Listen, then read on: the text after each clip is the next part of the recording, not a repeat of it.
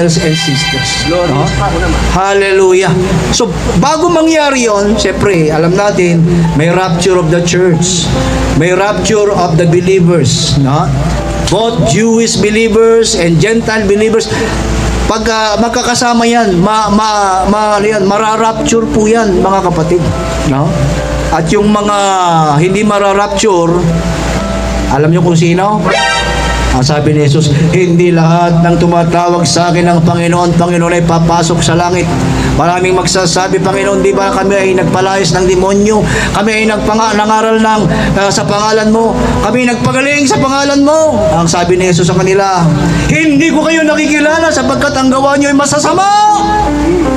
Ang ibig sabihin, ang mararapture, ang kukunin ni Jesus, yung mga gumagawa ng kalooban ng Ama. Ano ba ang kalooban ng Ama?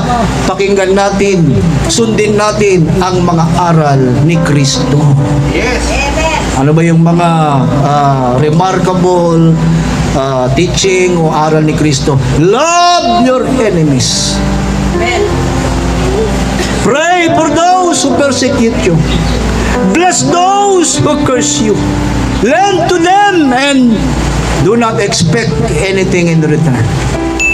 Yan po yung mga quality ng Kristiyano na mararapture, mga kapatid.